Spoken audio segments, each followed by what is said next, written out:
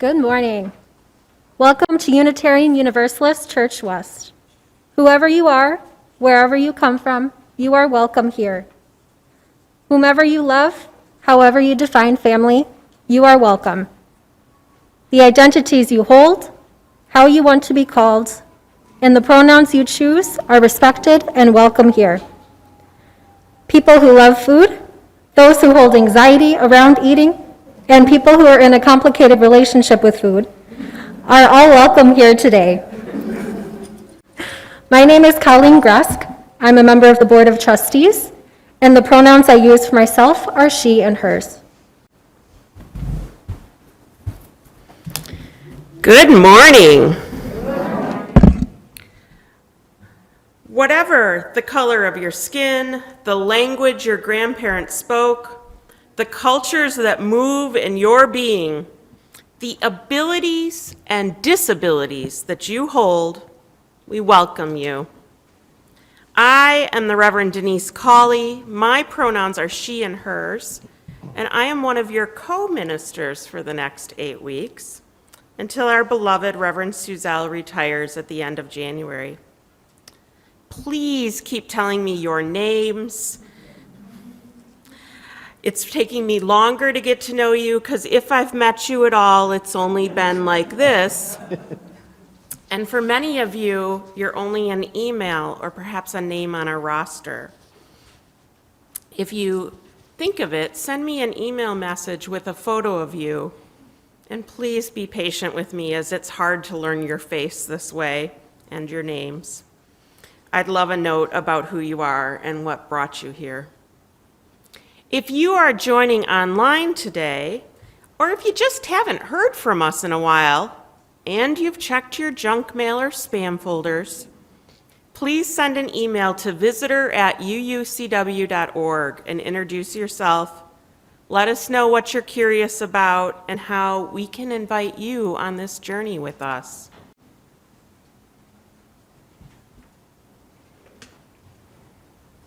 And I want to thank all of the amazing staff, members, and volunteers who contribute to our church in these services, especially those who helped with the decorations. And today, as we look at finding joy in food, I urge you to consider that not everyone has the relationship they want with eating, sharing food, or even having enough to eat. Let's honor today that our Unitarian Universalist principles teach us to expand our love for people and to help one another to extend grace to one another. We are a community of communities, spiritual seekers acting in the name of justice, united in covenant and the spirit of love. Today, I will join Reverend Denise by the east entrance right after the service, and then at 11:15, you can join me and Reverend Denise in the community room, where newcomers are invited to stop by and ask questions. So those who are new to UUCW or who are exploring Unitarian Universalism, as well as those who want to sign our membership book, will gather for a new to UU chat. Thank you, Colleen. We are so glad you are choosing to spend your time with us today. Let's spark one another by lighting the chalice. Thank you, Jeannie. Good morning. For those of you at home, please kindle your chalice and read along. And for those of you here, you can read along. In the midst of life's blessing and struggles, we light the flame to remind ourselves that joy is within us, waiting for our heart's doors to open so it may fly free. May we have the courage to open to joy. May we have the curiosity to follow its flight and prepare its room in our souls.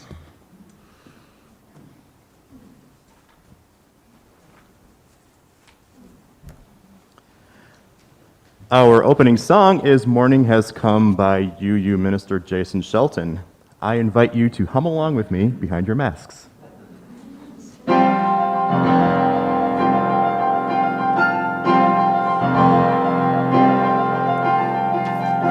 Morning has come, arise and greet the day.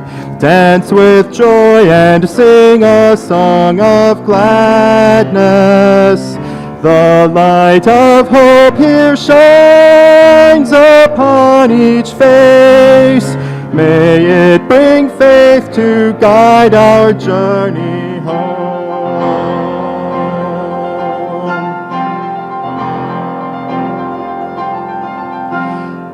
New day dawns, once more the gift is given. Wonder fills this moment shared together. The light of peace here shines upon each face. May it bring faith to guide our journey home.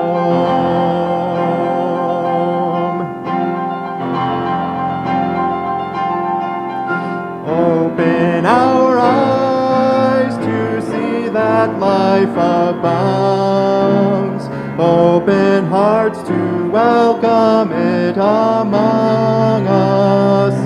The light of love here shines upon each face. May it bring faith to guide our journey home.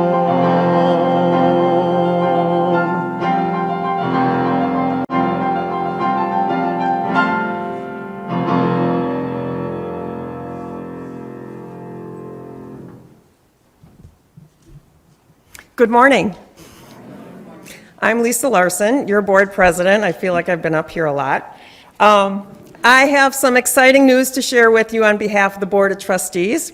It was shared in a special email and in the e-news this week, as well as mailed to homes to those of you who don't have a computer. My announcement today is to reinforce getting that information out to you and make some clarifications. So, as you know, the board appointed a transition subcommittee.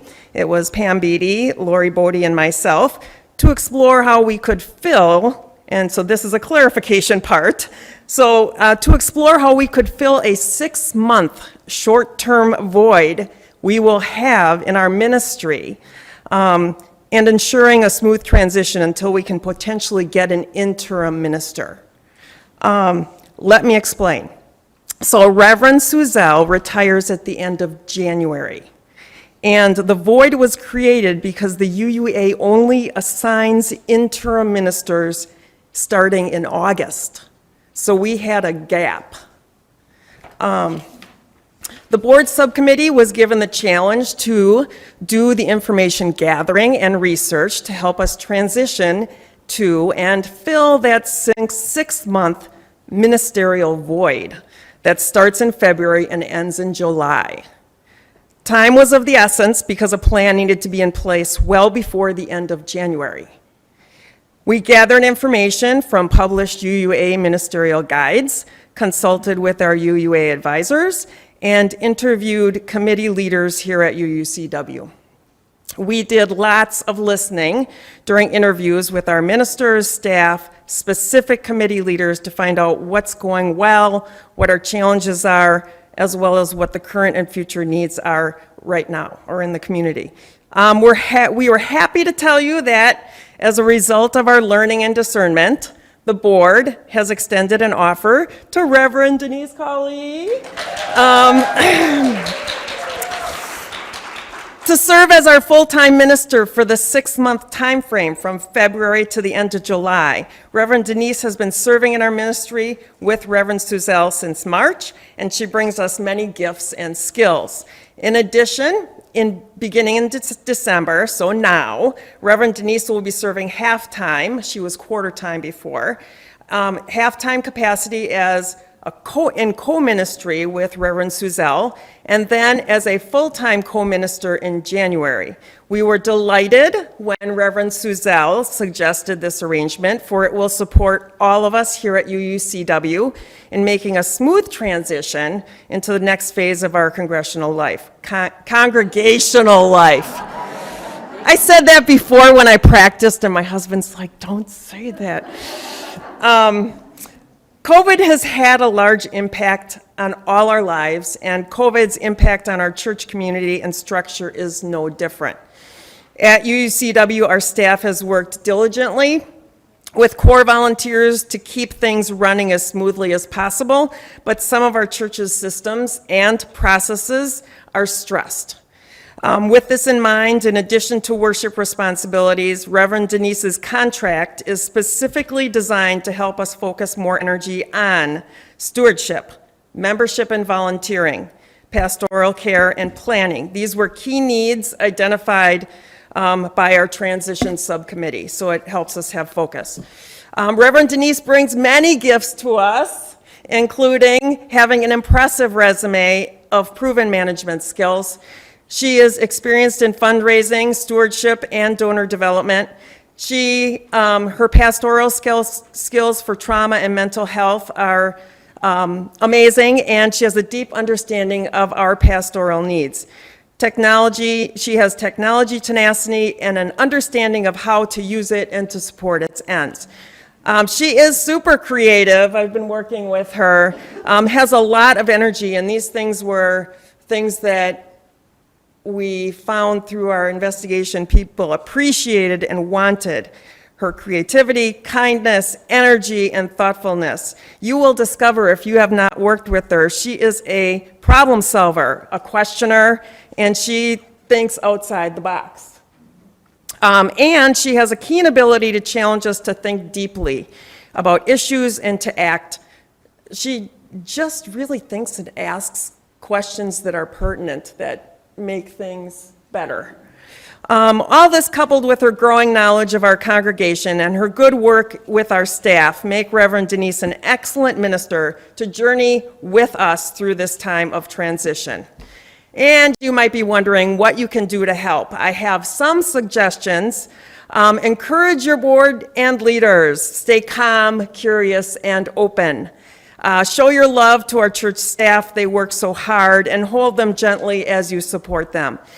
Support Reverend Denise. Be open to new ideas and ways of doing things. Answer her questions without judgment. Participate in planning opportunities. Encourage her to care for herself. She's going to be working hard for us. And ask your own questions with curiosity and an open mind. Support Reverend Suzelle, too, as she works to pass the baton of leadership to Reverend Denise and say farewell to us all. The board and I know you'll miss her as much as we will, and we hope you will help plan and attend her retirement celebration for January 22nd. There is a sign-up link in our e-news, so as you look through that, you can click on that. If you find yourself wondering what will happen after our contract with Reverend Denise ends in July, please know the board is planning to use this transition time to step back, assess UUCW's changing needs. It is a UU best practice to bring in an interim minister for 1 to 2 years who helps the congregation determine what they like, what they need, and want in their ministry so they can move forward in the process of selecting a settled minister that fits their needs. The settled minister is then called to a church by a 2/3 favorable vote by the congregation. So hopefully this helps clarify some things. There were people who had questions, and we could not, as a board, give you every scenario for your question when we put things out. So much will depend on what we learn in future listening sessions in December and January, along with results of what happens in our stewardship campaign in March.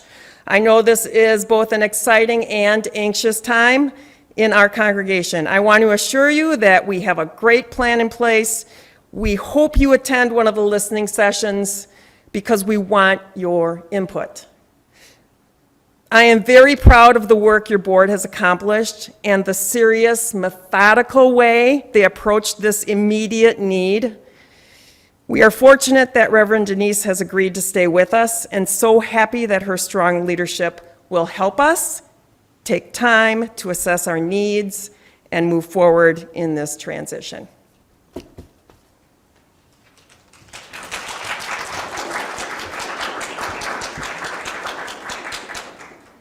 Thank you, Lisa, and all the board that are here and online. And thanks to all of you for your excitement about my ministry and I want to call attention to the ministry that Suzelle did, that she's firmly established, that brings great comfort to me. I'm someone who holds many marginalized identities, and including being multiracial, multicultural, queer, and the first in my family to go to college, as well as from working class background. And the identities I hold do not make it easy for every congregation to have a minister like me. And the work that has been done here over the years makes this a place where I can feel confident that we can do great ministry together. And so I hope that we don't slide back, but that we can continue that good base. And often congregations regress in different ways when there are transitions. So this is a call to you too, to say, how can we keep one another calm? How can we help one another through this time? And how can we help the ministers? Congregations that decide to be oppositional to ministers are ones that don't do well, like, oh, let's see what they'll do. Instead, we have to say, what can we all do together? And that's going to help you for the next many years to come, in fact, always. So I want to thank Reverend Suzelle for all of her nurturing and confidence. She's giving UUCW a gift in showing us how ministry can be shared. In fact, co-ministry is the new thing that congregations are learning works really well. It helps offer more to the congregations, and it helps prevent ministers from burning out. And so we're going to show you what co-ministry can look like. We think we've been doing an okay job at that, but now it's official. So that's a big deal. That's a really big deal. So feel some pride in that. This congregation is a gift to be worked with, and Reverend Suzelle has mulched the soil and planted many seeds here. And so the success of ministry is not based just on the skills of the ministers, but it's on how we plant and lead and water each other to blossom. And so I know some of you are itching for more. You're ready to get out of this pandemic. And more all depends on you and what you want to lead and how you want to cooperate. It's not just us. So let's help Reverend Suzelle fly away like a butterfly into her retirement. And I look forward to planting and growing flowers and fruits with you together. Hi, everybody. It's Reverend Suzelle, and I'm so sorry that I couldn't be there with you today for the exciting news that President Lisa Larson just announced to you all. But I am here in this video to tell you that I am grateful and delighted that our board has hired Reverend Denise Cawley to be your full-time minister from February through July of next year. And I'm very happy that she and I will work together as co-ministers through December and January. It's been a pleasure to work with Reverend Denise since last March, to witness her excellent working relationships with our marvelous church staff, and to see so many of you responding beautifully to her worship leadership and to pastoral care from Reverend Denise.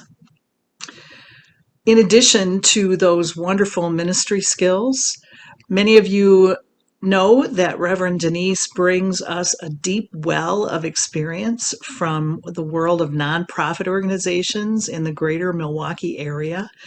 And she also brings us that powerful perspective as someone who has multiple marginalized identities. That's very important.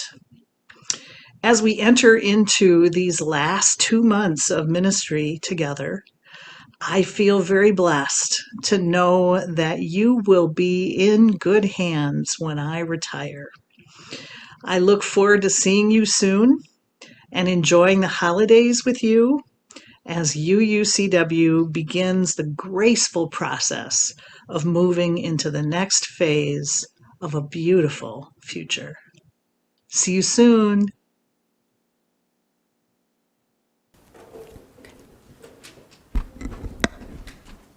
Doreen,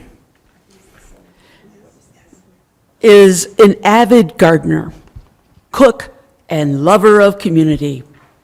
There's Doreen, she had a number of invisible disabilities.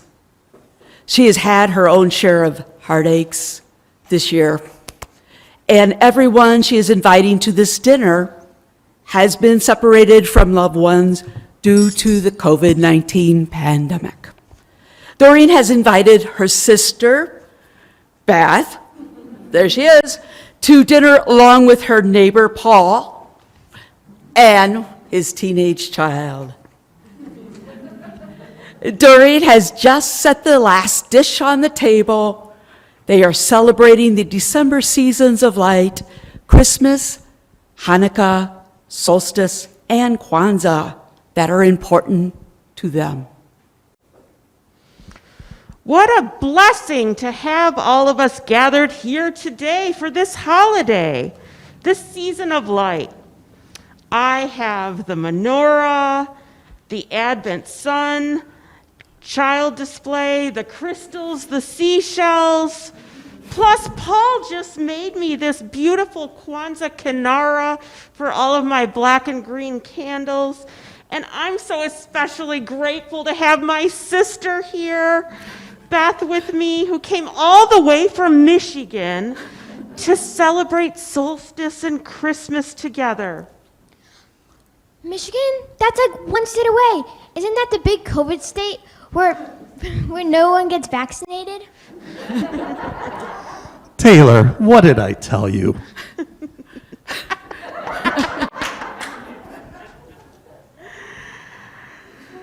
Okay. Beth, the small dish over there is the vegan stuffing, okay? Doreen, it's so nice of you to have us here with you today. Well, I figured now that, you and Pat broke up and you have no one else. No, it was mutually decided. Okay.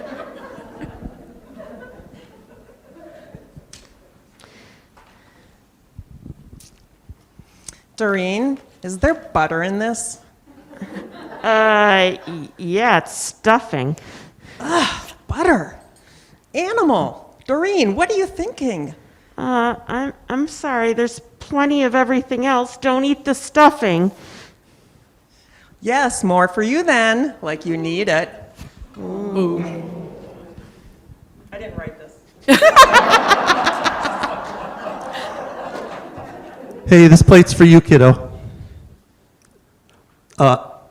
Taylor, take your earpiece out. What? This plate here is for you. I'm not eating. Yes, you are. I ate a can of Pringles before I came here. Pringles? Oh, for God's sake. Take that soda out of your hand, too. I want you to eat something green and get some protein into you. Brussels sprouts. She always looks at my food like that. Where am I? Do these sprouts have... Does it meet your standards? Did you say they had olive oil and no butter? Yeah, olive oil and no butter. Mm-hmm. Sure. Is it organic? Since the IBS diagnosis, I only eat organic, dairy-free, gluten-free, sugar-free, and ketogenic. Beth, you know my situation. I can't afford organic. But you can afford to buy a huge bag of Kit Kats? I saw them in your cupboard. You're gonna be diabetic before New Year's. That's it. Thanks, everyone. Enjoy. What's up with her? She's always been like this. The three of them are left sitting at the table. Doreen cries in her room. No one is happy, and no one feels like eating. Happy holidays?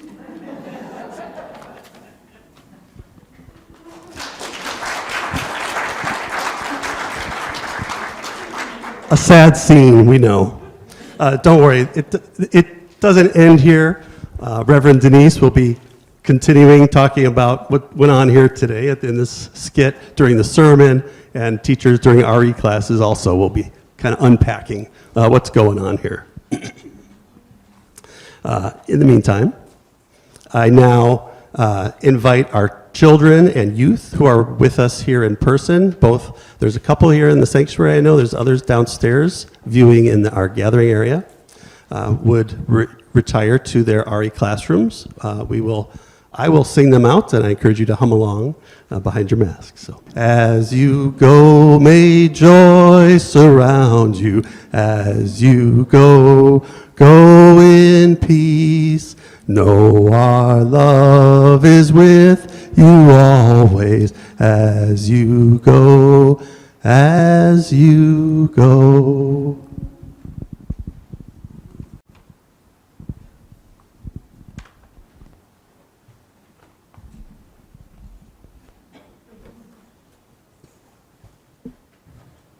Hi, I'm Kathy Bradshaw, a member of your worship ministry team, and my pronouns for today are she and they. This poem is titled Lessons. It's by Jacqueline Woodson from her book, Brown Girl Dreaming.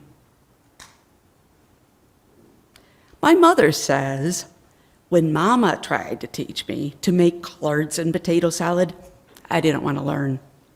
She opens the box of pancake mix, adds milk, and stirs the eggs. I watch. Grateful for the food we now have, syrup waiting in the cabinet, bananas to slice on top. It's Saturday morning. 5 days a week, she leaves us to work at an office in Brownsville. Saturday, we have her to ourselves all day long. Me and Kay didn't want to be inside cooking. She stirs the lumps from batter, pours it into the buttered hissing pan. Wanted to be with our friends, running wild through Greenville. There was a man with a peach tree down the road. One day, Robert climbed over that fence, filled a bucket with peaches, wouldn't share them with any of us, but told us where the peach tree was. And that's where we wanted to be, sneaking peaches from that man's tree, throwing the rotten ones at your uncle. Mama wanted us to learn to cook. Ask the boys, we said. And Mama knew that it wasn't fair, girls inside and the boys going off to steal peaches. So she let all of us stay outside until supper time. And by then, putting out our breakfast on the plate, it was too late.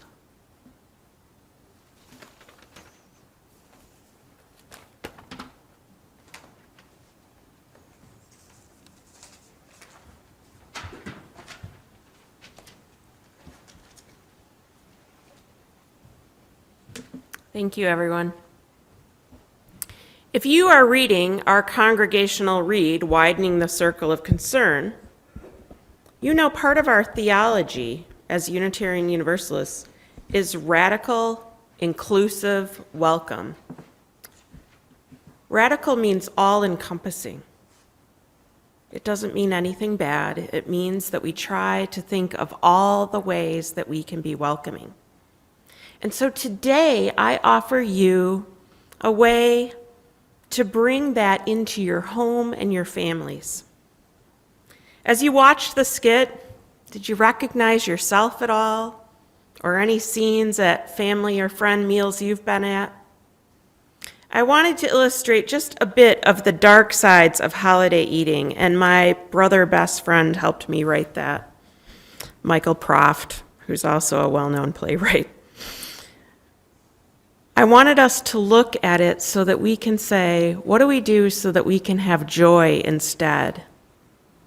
Some of those things have been done to me, and I have also done some of them, like asking the skinny person to eat more and hoping the super heavy person would eat less. Let's face it, that was about me, not them. I have been frustrated when nothing agreed with the way I was eating on the table. It sometimes left me feeling unloved or not included. I have worked really hard in my life to eliminate scenes like that for my holidays, and I want that for you. I really want that for you. What does it feel like to have eating be joyful during occasions? What would you have to do or not do, say or not say, to bring joy to eating? Consider that, and feel free to make notes on your order of service or on your phone. I'll assume you're completely focused on the sermon. For any holiday or occasion, I can describe what I am cooking in detail, and it's never a short answer. I enjoy those details. I delight in complex tastes made from simple ingredients. I used to do themes every Christmas Eve, picking a cuisine and making all the food to match. I went to elaborate lengths to go to the perfect Polish deli to get the best pierogi or whatever the theme was that year. And I tried to make it all. I always had vegetarian foods and meat eaters and gluten-free and an occasional vegan at the table. And I was sometimes making double the dishes to please every eating regime. There were plenty of options for everyone, but I do admit those who gave me what I considered a staple and told me I couldn't use it, like cheese or garlic, did cause me some agita. I've adapted. I don't try to give the picky person or the person with a particular diet a way to eat every single thing anymore. If there are a few things I can easily adapt, I do. If I can leave an ingredient out of a single serving, I probably am happy to do that. But I also don't try to force everyone to eat the way I see the food being best served. For my kid, I will leave a stack of raw veggies as I chop. When he comes in famished 20 minutes before the meal, claiming that he will die if he does not eat right then, I throw raw veggies at him. When he eats none of the vegetables later in the meal, I don't care. He got them in at some point. If the person with a particular dietary need shares their eating plan ahead of time, I let them know what I can and cannot accommodate. They are welcome to bring their own. I have also seen it where the person who must have their organic free-range ducks from a pedigree farm or what have you brings their own special dish, and others try it, and that becomes a great way to learn more about them. It's how I discovered that gluten-free graham crackers are amazing. Let them bring their thing if that's what they need. I like to put together a meal like how I travel. I want some bright lightness to counter the heavy. I want some light to balance the rich and dense foods. I want a color palette that gives me a rainbow, because I think that's part of the pleasure and the joy in the eating. And now I'm so good at this that I plan how many items will be in the oven and how many shelves I have, and I love it. It's just like researching for a trip for me. I enjoy the spiritual practice of chopping now. Now, Michael Proft, my best friend and brother, he is the best sous chef, and he chops beautifully, and his enthusiasm comes in right when I'm getting tired. He will hand over a cutting board of perfectly julienned carrots or parsley cut in the most beautiful chiffonade. He always says to me, "I'd hate doing this at home, but doing it with you is a lot of fun." It makes pure heaven in the kitchen. And sometimes that's where I've gotten my joy, Maybe if someone in the other room makes me a bit nervous, sometimes the kitchen is where I'm in my happy place. I've realized that the whole entire thing doesn't have to be where I feel comfortable. I like to read and research for my food trip I'm taking. I make lists. I love checking them off on my phone. And it's okay now if others want to pick up some of the groceries for me. I use my garden. I pull things out of the freezer. I'll order things from my co-op. It's like a design assignment from when I was in art school. Here, you've been given a special squash you've never heard of. How will you use it to feed a family of 6? They're like story problems, right? I used to have really complicated holidays, so if you're thinking, well, you haven't met my family, I have. In my 20s, it was about going all the places to try to keep everyone happy and have many heavy meals and lots of driving and stress and weather, and I was exhausted. In fact, I've had a lot of holidays that looked like Doreen's holiday, where we heard earlier in the skit about people proclaiming what they do and don't eat, and that being a surprise to me, right, when they're sitting down to dinner. And I've had all the snippy comments about relationships, sexuality, bodies, politics, gender. And oh, I've seen the inside of plenty of bathrooms on the holidays where hot tears ran down my face. I imagine I'm not alone here. Have you experienced that ever? Having a kid changed some of what I decided I was willing to put up with, and I insisted that if you were going to see me or us or him, you had to come over. But I still was going through that trying to please everyone. I spent money on holidays I really couldn't afford because this person only drinks this and this person only drinks that and this one has to have this kind of roll. I did notice that having some people into my own home who were used to making all those comments in their home were a little less comfortable doing that at my house, so that helped things. I found that the more people were willing to come to a new place, the better I could adjust the energy of things. And after a while, I changed my life so that I only had people I really wanted there. And that made planning the holidays a lot more fun. So here are a few tips for you to be able to experience the joy of eating around the holidays. Don't comment on anyone else's eating plan.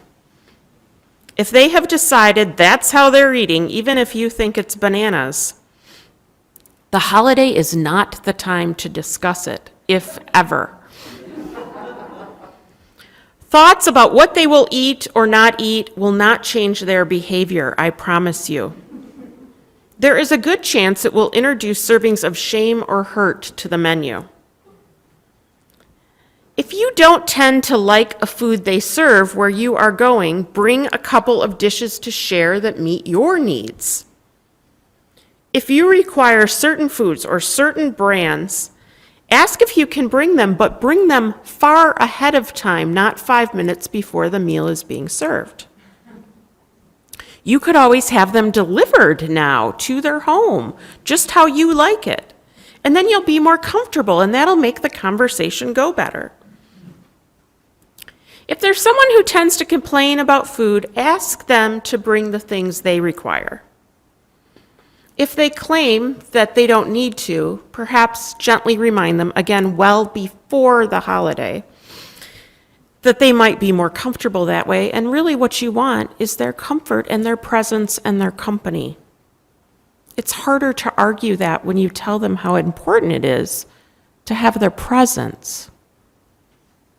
Now, don't forget that beverages and meats and other ingredients have significantly increased in cost this year. What can you bring over ahead of time? Does the host want help shopping? I've heard of a lot of people who are stressed by the holidays, not by having the company, but because they can't carry everything in anymore, even if they don't have a visible disability. Can you offer to carry them, to do the shopping, to put them away? These are huge gifts. If you worry about cleanliness or a safety issue at the home you are going to, offer to clean, repair, or make the environment safe far ahead of time. Just before dessert is served is not the time to say, "Mom, do you think you should move out of here?"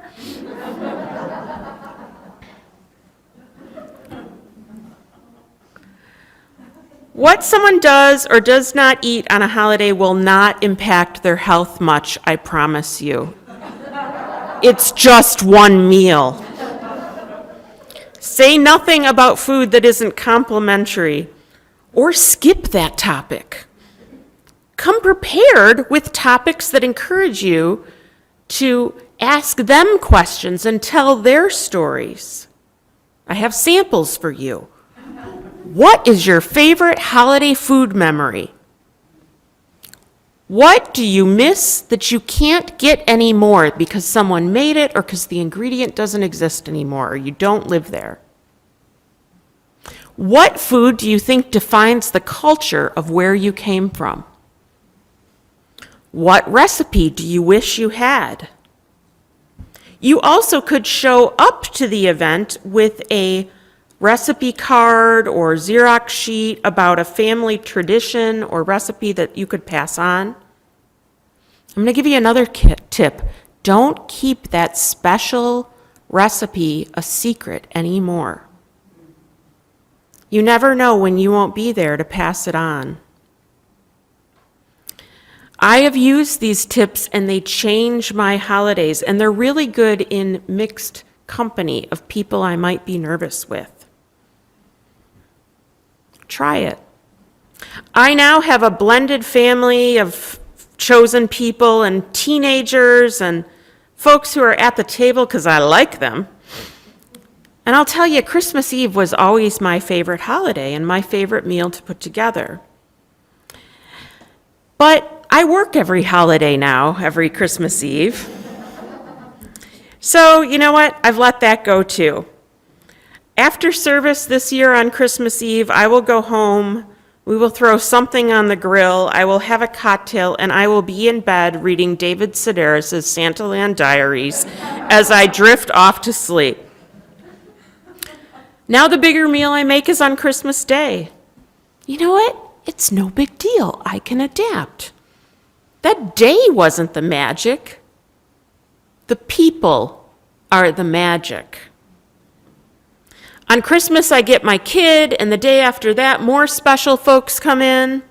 And it's all okay that it doesn't all happen on that one day anymore. You know what? I'm less stressed. Lets me spread it all out. Nothing has to have that pressure of the one perfect meal. I take pleasure in making some things ahead. I will nap. I will play games and make puzzles. And you know what? The meals are still amazing. Culture is so important to our celebrations. And we all have different ones. And you know what? You can pick up new ones too. Things you have are still important. They're important to me. There are certain items I try to make during the holidays. One is painted cutout cookies. Okay, so rolling out the cookies and cutting them out with cookie cutters and decorating them with different colored frosting. Now, we used to spend so much time on them, making them just right, that there was always fights. And at different times, myself or other family members have brought a lot of stress to the cookie making. I have cried over cookies. I shake my head now. I didn't think it was me. But traditions hold a lot of energy. And recognizing it helps so that you can step back and ask yourself, which part is really important? Is this really about cookies? Or something else?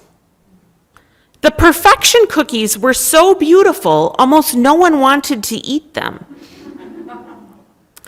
This year, well, one year the cookies were so gorgeous. They were the most detailed we had ever made. We had them sitting out. They were on all different trays. They were drying. We were so proud. And my two bearded collies ate them all. All that was left were little stars on their beards. They got hold of that giant Tupperware bowl and ate every single one. They didn't eat the bowl. I think it was chewed. More upset and tears. And now I laugh, but then it didn't feel funny. This year I invited friends over. The teenagers made irrelevant dogs with high heels. Some of them made certain body parts I won't mention. There were bikinis on snow people. We baked. The cookies are pretty enough, but Martha Stewart is not putting them on her table. They taste good. I froze some. We ate some. And much like the mantra you hear me talk about spiritual practice and pathetic spiritual practice, I can say we made cookies. Regardless of how much they do or do not look like they are out of an ad for Williams-Sonoma, they are tasty. We can eat them, and we can all say we made the cutouts this year. So I ask you, what makes holiday food joyful? Preserving culture and passing it down? Making that one special recipe even if no one still eats it because it's important to tell the story? Writing down or recording those stories? Consider setting up an interview station. This is a great diversion from whatever normally happens, right? Get a tripod, use your cell phone, whatever it takes. If anything, COVID has reminded us that we don't all know we'll be here next year. Capture memories now. Bring the recipe or that weird secret ingredient. Pass it out to folks. In times of stress, family dinners, it's even more important to do some things to care for yourself during the meal. So here comes another tip that it's okay if you write in your phone. Eat mindfully. Look at your food. How did the textures interact? What color is it? Taste it as it passes over your tongue. What are the textures you feel in your mouth? Smell the food. What do you smell? What do you hear around you? How does it taste? For me, when I'm chopping squash, it has a distinct thud that's very different than the carrot thud and very different than chopping the parsley. What sounds can you hear as you chew? Go through your senses as you eat, and that can help ground you in that moment. If it wasn't COVID, I'd be having you try this right now with some little morsels of food as a meditation. It's what I had planned. So here's some more do's and don'ts. Teens. When it comes to teenagers, rather than being annoyed, pretend you are Margaret Mead, some anthropologist. Try to see their special dietary preferences as a sign they're growing up. Fascinating. So you ate 6 bags of Red Hots? How does your belly feel? Oh, not bad. Oh, that's good, good. Teenagers are trying out their emerging identity. I hate it, okay? But I really want a relationship with that kid far more than I want them to eat the dish I spent days making. Really, isn't that me asking if they care about me? Do I know that already? I want them to have a relationship with me over me being right about what they should eat. So do special diets that people have get you down, or are you one of them? Ask family members who are on restrictive diets to make their own dish to share, and if it's you, address it ahead of time, please, not at the table. Experimentation with special diets is on the rise, so expect it. Again, you're Margaret Mead, right? You're the anthropologist. Oh, you're eating keto now, and this one's gluten-free, and oh, that kind of works, doesn't it? Look for those things. Don't be surprised when they come up. If it is just you, just say, I know it's not what you're familiar with, and that's okay. I will help because more than anything, I'm here to enjoy your company. We know there are more and more ways that eating impacts our overall health. And so rather than stress cook, I have stress cooked. To meet everyone's needs, let this be a break for you. Oh, they're bringing 4 other dishes? Awesome, I can go play cards. That lets me spend more time on the cutouts or making that special mac and cheese with the best bechamel sauce.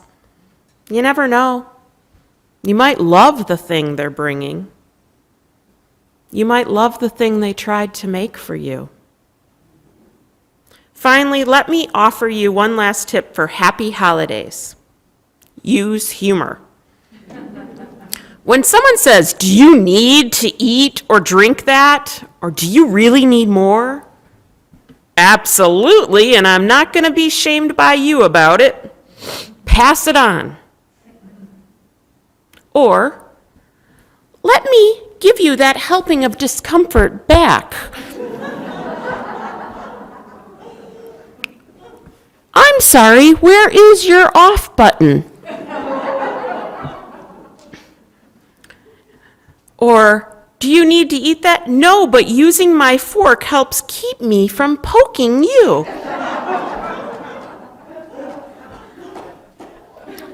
Goodness, that sounds like a problem for you to explore. Let's talk about that next week. And in desperate times, did anyone hear if there's a sale on noise-canceling headphones? I know they're not perfect, but find something to lighten it up. Ask yourself if there are any complicated factors and expectations that you can let go of. I promise that nothing you say in the name of helping someone or telling them off is going to change them during a meal. I can promise you that holidays with hurt feelings are remembered for a very long time. Food is complicated.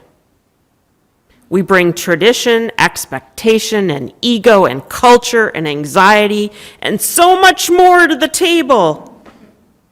And holidays just make it worse. This is one meal you're here to get through. May your meals have ease. May they be free of comments about eating, and that your loved ones feel loved at the end of the meal. If someone does make remarks, I hope you know it is not about you.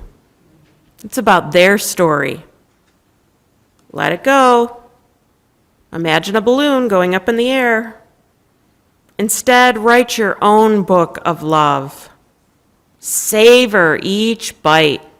Feel every texture. Ask your eyes to examine the colors and looks and textures, and let your mouth delight in taste. You deserve joy, and so do your loves. Bon appetit.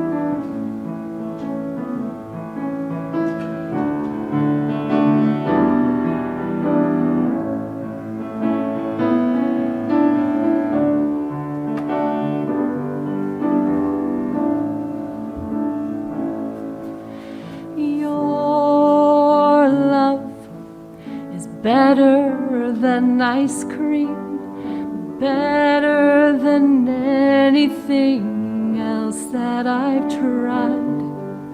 Your love is better than ice cream. Everyone here knows how to fight.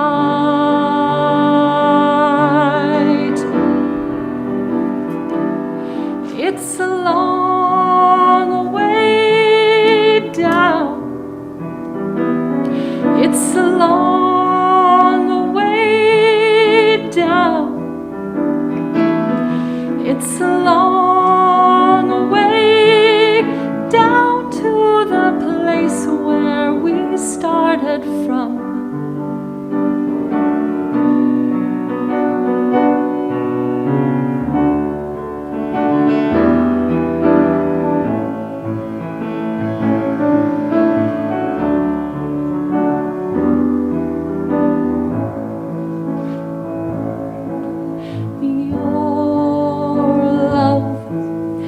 Better than chocolate, better than anything else that I've tried. Oh, love is better than chocolate. Everyone here knows how to cry.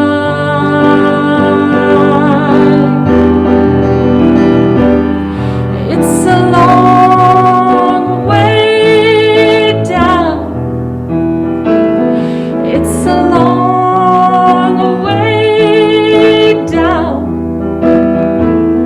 It's a long way down to the place where we started from. Do, do, do, do, do, do, do, do.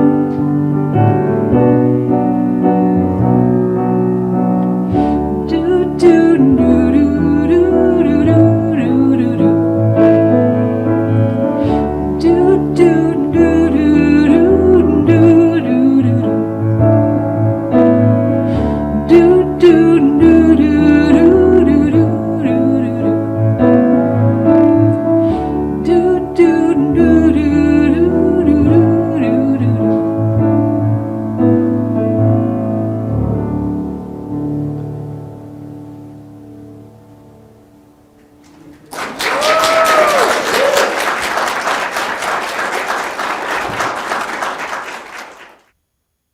UU Church West Split the Plate program is one of outreach and generosity.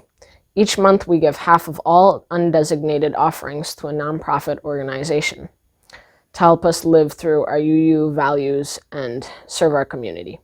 Our Split the Plate partner for December is Islands of Brilliance. Autism diagnosis has increased to 1 in 54 children in the US. There is an 83% unemployment rate for adults on the spectrum. Islands of Brilliance addresses this problem by beginning transition training from school to employment 6 years earlier than required by the state of Wisconsin. They also offer programs for students who have aged out of more traditional programs. James Marlega has enrolled in several IOB programs over the past 3 years. He has learned coding and design skills. He has seen a big boost in social skills. Now James is taking classes at UWM and WCTC with continued support from IOB. James explains, "They are teaching me something that I can use in college, like design skills. But I've also learned about teamwork, professional behavior, and how to be an advocate for myself." To support Islands of Brilliance, go to uucw.org and click on the Donate tab and select Split the Plate, or you can text or mail your donation today using the information found here.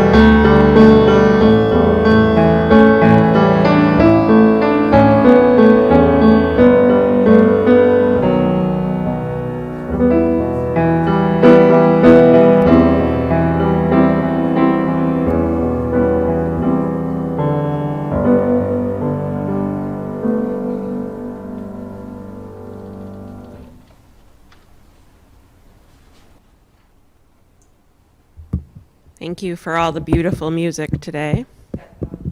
It's not on. It's green.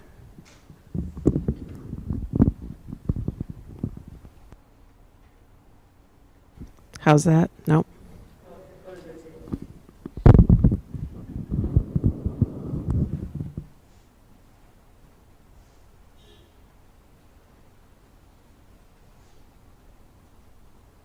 How's that? Yay.